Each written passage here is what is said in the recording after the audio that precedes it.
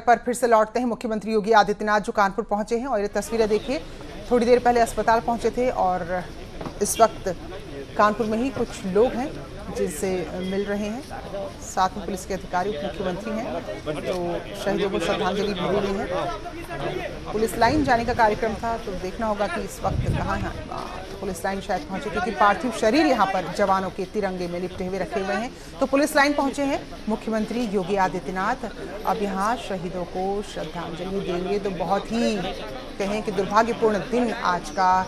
8 पुलिसकर्मी शहीद हुए हैं। मुख्यमंत्री योगी आदित्यनाथ थोड़ी देर पहले अस्पताल में थे और इस वक्त पुलिस लाइन में हैं। पार्थिव शरीर वहां पर रखे हुए हैं जो जवान शहीद हुए हैं और शायद कुछ जवानों के परिजन भी वहां पर मौजूद हैं। और ये सीधी तस्वीरें जो आप देख पा रहे हैं कानपुर से। तो पहली तस्वीर इस वक्त की तस्वीर है जब मुख्यमंत्री कुछ लोगों से बात कर रहे हैं। दूसरी तस्वीर थोड़ी देर पहले की है, 10 से 15 मिनट पहले की, जब रिजेंसी अस्पताल में पहुंचकर जो 7 लोग घायल हुए हैं उनका हालचाल जाना था मुख्यमंत्री ने। तो बड़ी ही दर्दनाक ये तस्वीरें हैं, परिजन हैं और ऐसे वक्त में सांत्वना के शब्द भी नहीं मिलते। शायद ये सबसे बड़ी विडंबना रहती है जब ऐसे मौके पे किसी को ढांढस बंधाना हो। तो जो शहीद हुए हैं जवान, उनके परिजन वहां पर पहुंचे हैं और मुख्यमंत्री उनसे मिल रहे हैं और पार्थिव शरीर भी जवानों के यहाँ पर रखे गए हैं जिन्हें श्रद्धांजलि दी जाएगी। तो बहुत ही कायराना हरकत जो विकास दुबे की तरफ से की गई और बहुत ही दर्दनाक दिन उत्तर प्रदेश के लिए, बहुत ही दुखद दिन है। और ये पार्थिव शरीर जो रखे गए हैं उन जवानों के जो शहीद हुए हैं। तो गम तो है, लेकिन सवाल ये भी इस गम के बीच में बार बार उठ रहा है कि आखिर क्या वजह है कि अब तक विकास दुबे पकड़ से बाहर है। श्याम तिवारी हमारे साथ जुड़ चुके हैं। तो श्याम बताइए, इस वक्त शायद पुलिस लाइन में है मुख्यमंत्री। जी, मुख्यमंत्री रिजेंसी हॉस्पिटल से पुलिस लाइन वापस पहुंच चुके हैं और यहाँ पर वो जो शहीदों के परिजन हैं उनसे मुलाकात कर रहे हैं। इसके साथ ही वो शहीदों को श्रद्धांजलि देंगे और यहाँ पर गार्ड ऑफ ऑनर दिया जाएगा, जिसके बाद मुख्यमंत्री पत्रकारों से बात करेंगे। प्रेस कॉन्फ्रेंस आयोजन किया गया है मुख्यमंत्री की, जिसमें उम्मीद ये की जा रही है कि मुख्यमंत्री जो मृतक पुलिसकर्मी हैं उनके परिजनों के लिए मुआवजे का ऐलान कर सकते हैं और किस तरीके की क्या व्यवस्थाएं उनके लिए की जा सकती हैं, इसके बारे में मुख्यमंत्री यहाँ पर बताएंगे। और साथ ही साथ उम्मीद ये की जा रही है कि जो अब तक का एक्शन रहा है उसके बारे में भी मुख्यमंत्री संक्षिप्त रूप में बता सकते हैं। और जाहिर तौर पर वो ये बताने का प्रयास जरूर करेंगे कि जो इतना बड़ा हादसा प्रदेश में हुआ है उसके बाद प्रदेश सरकार किस तरीके से सख्ती से कदम उठा रही है। आपको बता दें कि जो हादसा रात में हुआ है उसके बाद पुलिस विभाग में भी शोक की लहर सी दौड़ गई है और पुलिस वाले भी बहुत ही गमजदा है इस बात को लेकर के। जैसा कि यहाँ पर माहौल देखा जा सकता है कि गार्ड ऑफ ऑनर देते समय पुलिसकर्मियों की आंखें नम हैं। उनके परिजनों के साथ वो उनको ढांढस जरूर दे रहे हैं, लेकिन कहीं ना कहीं वो अपने आप को यहाँ पर असहज जरूर महसूस कर रहे हैं कि जिसका बेटा, जिसका पति खो गया है और जिसकी मौत हो गई है, देश की सेवा करते करते, अपने कर्तव्य का पालन करते करते, और वो दुश्मन की गोली का शिकार हुआ है, अपराधी की गोली का शिकार हुआ है। तो ऐसे में ढांढस बनाना परिजनों को निश्चित तौर पर मुश्किल का काम है। और मुख्यमंत्री निश्चित तौर पर उनके जख्मों पर मरहम लगाने का काम करेंगे। उनसे बातचीत कर रहे हैं मुख्यमंत्री। और इसके अलावा जब प्रेस कॉन्फ्रेंस में आएंगे तो निश्चित तौर पर आर्थिक जो उनको सहायता दी जानी है उसका भी ऐलान कर सकते हैं। जी बिल्कुल श्याम, बड़ी ही ये तस्वीरें लेकिन दिखानी पड़ रही हैं। लेकिन सोचिए ज़रा, जो परिजन है उनका रुदन भी अभी सुनाई दे रहा था और वाकई में कोई शब्द नहीं होते हैं ऐसे मौके पर। और पुलिस की वर्दी जो इस वक्त यहाँ पर तैनात है और उनके भी दिल आज रो रहे हैं क्योंकि 8 उनके जो साथी हैं आज वो तिरंगे में लिपटे हुए यहाँ पर मौजूद हैं पुलिस लाइन में और श्रद्धांजलि उनको दी जाएगी। श्याम, ये जानना चाहेंगे जो भी जवान यहाँ पर शहीद हुए हैं, क्या सभी के परिजन यहाँ पर मौजूद हैं या कुछ के परिजन यहाँ नहीं आ पाए? जी, आपको बता दें कि 8 जवानों में से, जिनमें की डिप्टी एसपी, एक थानेदार और 2 दरोगा शामिल है, इसके अलावा 3 सिपाही हैं। उनमें से आपको बता दें कि 3 लोगों के जो परिवार वाले हैं वो अभी तक यहाँ पर नहीं आ पाए हैं। बाकी लोगों के परिवार वाले यहाँ पर आए थे और पोस्टमार्टम पे भी वो पहुंचे थे, जिनको पुलिस ने अलग मीडिया से अलग रख करके उनको वहाँ पर बिठाया और उसके बाद उन्हें यहाँ पर पुलिस लाइन भेज दिया गया। वो यहाँ पर मौजूद है और मुख्यमंत्री उनके साथ मुलाकात करके उनको ढांढस बनाने का काम कर रहे हैं। जी, आपको बता दें कि जिस तरीके से ये वारदात हुई उसके बाद से ही पुलिस में जिस तरीके से शोक था उसको लेकर के संवेदनाएं जरूर पुलिसकर्मियों में है। और निश्चित तौर पर जो पुलिसकर्मी है वो चाहते हैं कि जो उनकी शहादत हुई है, जो उनके साथी मारे गए हैं, जो इस हमले का शिकार हुए हैं, उनका बदला जल्द से जल्द लिया जाए। और वहीं पर जिनके परिजन यहाँ पर नहीं पहुंच पाए हैं वो निश्चित तौर पर दुखी होंगे। घर से दूरी होने की वजह से यहाँ पर अभी नहीं पहुंच पाए, लेकिन उनके शवों को ससम्मान उनके घरों तक भेजा जाएगा। जी बिल्कुल, आप बने रहे श्याम। तो दो तस्वीरें हमारे दर्शक जो देख रहे हैं अस्पताल की है। पहली तस्वीर जहां थोड़ी देर पहले घायलों से मिलने पहुंचे और इस वक्त पुलिस लाइन में है, और बड़ा ही यहाँ का जो नज़ारा है, यहाँ का जो माहौल है वो शब्दों में बयान नहीं हो सकता। और ये सीधी तस्वीरें, दुर्भाग्यपूर्ण तस्वीरें हम इसे कहेंगे, जो हम आपको दिखा रहे हैं, क्योंकि एक एक करके अब जो पार्थिव शरीर हैं वो पुलिस लाइन में लाए जा रहे हैं। जो भी प्रक्रिया होती है, पोस्टमार्टम होता है, वो सब प्रोसीजर चल रहा है। और 8 जवानों के उसके बाद उनके पार्थिव शरीर को पुलिस लाइन में रखा गया है, श्रद्धांजलि दी जाएगी। और फिर जहां जिनका पैतृक आवास है, पैतृक घर जहां है, तो यानी जहां परिजन चाहेंगे अंतिम संस्कार उनका वहां पूरे सम्मान के साथ किया जाएगा। उससे पहले श्रद्धांजलि देने के लिए यहाँ पर पुलिस के अधिकारी भी मौजूद हैं। कुछ 3 अगर शहीदों को छोड़ दें तो बाकी सभी के परिजन यहाँ पर मौजूद हैं। और मुख्यमंत्री कोशिश कर रहे हैं मिलने की, लेकिन अभी जो हमने तस्वीर दिखाई थी, कुछ सेकंड के लिए तस्वीरें सामने आई थी, तो बहुत आसान नहीं होता है ऐसे मौके पर, ऐसे दुख के पलों में किसी के परिजनों से बात करना, उनको ढांढस बंधाना, जबकि सामने तिरंगे में लिपटा हुआ पार्थिव शरीर पड़ा हो। तो ये तस्वीरें हैं। अब श्रद्धांजलि दे रहे हैं मुख्यमंत्री योगी आदित्यनाथ उन जवानों को जो शहीद हुए हैं। ये सीधी तस्वीरें पुलिस लाइन से आप देख रहे हैं। तो श्याम, अब श्रद्धांजलि देने का जो कार्यक्रम था, अब नमन किया जा रहा है इन शहीदों को। जी बिल्कुल, जिस तरीके का प्रोटोकॉल होता है उसको पूरा पालन किया जा रहा है। और मुख्यमंत्री खुद इसमें मौजूद है और वो निश्चित तौर पर एक संदेश देने का काम कर रहे हैं। और साथ ही साथ परिवार के साथ सहानुभूति जता करके ये बताने का कार्य कर रहे हैं कि आपने अपने को खोया है, लेकिन आप अकेले नहीं है, सरकार आपके साथ है और आपकी लगातार मदद की जाएगी। और अभी जो मुआवजे का ऐलान होगा उसके अलावा कभी भी कोई दिक्कत होगी तो सरकार उनके साथ खड़ी होगी। निश्चित तौर पर इस तरीके से मुख्यमंत्री उनको आश्वासन दे रहे हैं। लेकिन आपको बता दें कि जो ये वारदात हुई है उसमें जो डिप्टी एसपी की मौत हुई, उनका 9 महीने के बाद रिटायरमेंट था।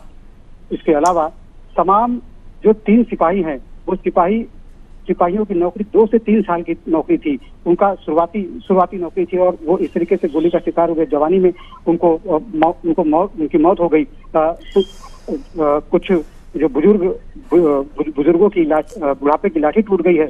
तो निश्चित तौर पर ऐसे लोगों को सांत्वना देना, उनको शांत करा पाना और अपने आश्वासन से उनके जख्मों पर मरहम लगा पाना काफी कठिन काम है, लेकिन ये काम किया जा रहा है। और निश्चित तौर पर मुख्यमंत्री ने इसीलिए ये कदम उठाया है कि कहीं ना कहीं जो प्रदेश के पुलिसकर्मी हैं उनका मनोबल डाउन ना हो।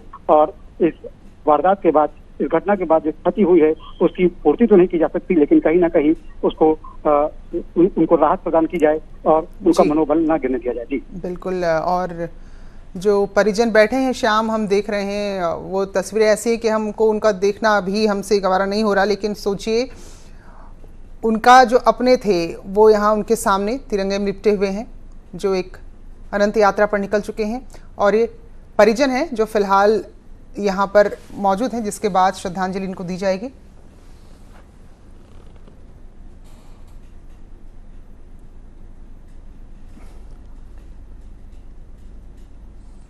तो सीधी तस्वीरें हैं कानपुर की, आप देख रहे हैं कानपुर पुलिस लाइन की, जहां पर श्रद्धांजलि दी जा रही है। और मुख्यमंत्री योगी आदित्यनाथ खुद यहां पहुंचे हैं इन जवानों को श्रद्धांजलि देने के लिए।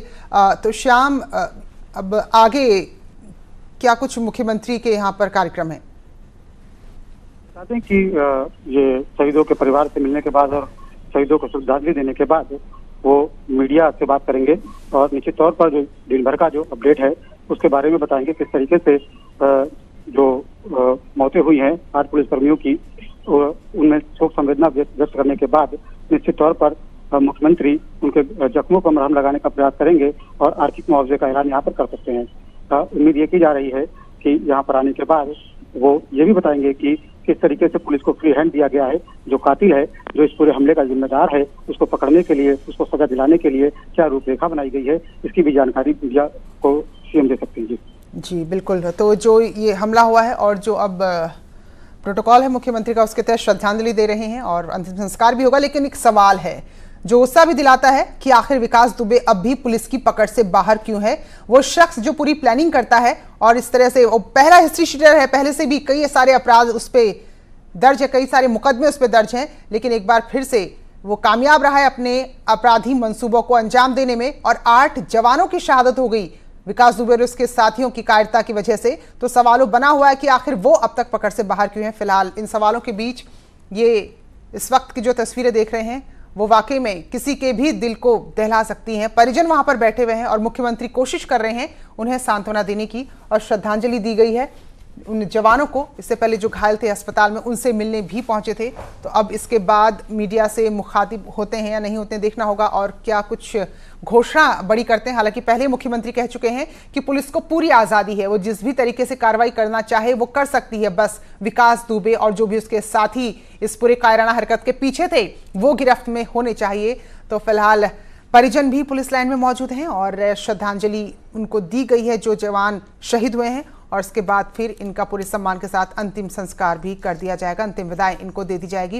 लेकिन खुद मुख्यमंत्री यहाँ आए, पहले अस्पताल में गए, जो घायल हुए हैं लोग उनके पास जाके उनका हालचाल डॉक्टरों से पूछा और ये बात सुनिश्चित की कि इलाज में किसी तरह की कोई कमी नहीं रहनी चाहिए, क्योंकि पहले ही काफ़ी नुकसान यूपी पुलिस का हो गया है। और उसके बाद सीधे पुलिस लाइन आए हैं और वहां पर जो शहीदों के परिजन मौजूद हैं, हालांकि हर शहीद का परिजन यहां पर नहीं पहुंच पाया, लेकिन जो भी परिजन मौजूद थे उनसे कुछ देर बातचीत की और फिर शहीदों को श्रद्धांजलि दी है।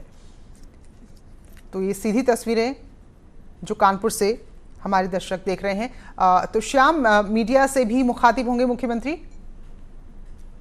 मीडिया से मुखातिब होने का उनकी योजना है और मीडिया के लिए एक जगह निर्धारित कर दी गई है जहां पर सभी पत्रकार इंतजार कर रहे हैं कि इस जो शोक संवेदनाएं व्यक्त करने के बाद और जो प्रोटोकॉल है उसके तहत शहीदों को नमन करने के बाद वो यहाँ पर आएंगे और मीडिया के सवालों का जवाब भी देंगे और दिन भर के जो अपडेट है उसके बारे में भी बताएंगे। निश्चित तौर पर जैसा कि आपने बताया कि विकास दुबे का अभी भी फरार होना कहीं ना कहीं सवाल जरूर खड़े करता है और ये बताता है कि किस तरीके का वो अपराधी है, कितना शातिर वो अपराधी है कि जिसने पुलिस पे ना केवल हमला किया, पुलिस वालों को मौत से घाट उतारा और आसानी से भाग निकला। हालांकि उसके जो साथी जरूर पुलिस की गोली का शिकार हुए हैं, इनकाउंटर में मारे गए हैं, लेकिन वो अभी भी फरार चल रहा है। लेकिन पुलिस अपनी तरफ से पूरा प्रयास कर रही है, पुलिस जगह जगह नाकेबंदी कर रखी है और संभावना यही व्यक्त की जा रही है कि जिस तरीके से पुलिस में गुस्सा है और जिस तरीके से सीएम ने पुलिस वालों को फ्री हैंड दे रखा है, निश्चित तौर पर उसको पकड़ा जाएगा और पकड़ने के बाद उसके जो कुकर्म है उसकी सजा उसको मिल जाएगी। लेकिन मैं आपको बैकग्राउंड में फ्लैशबैक में बताना चाहूंगा कि 2001 में जब इस शख्स ने बीजेपी नेता की और तत्कालीन राज्य मंत्री की गोली मारकर हत्या की, भी थाने के अंदर हत्या की थी, उस मामले में गिरफ्तारी के बाद वो जमानत पर छूटा और इसके बाद तमाम आपराधिक वारदातों को अंजाम दिया और इसके बाद भी वो फ्री था। तमाम कानूनी दांवपेच उसको मालूम है, उसके अलावा उसके ऊपर कुछ रसूखदार लोगों का हाथ है। इसी से संभव हो पाया कि इतने बड़े अपराधों को अंजाम देने के बाद भी वो फ्री था।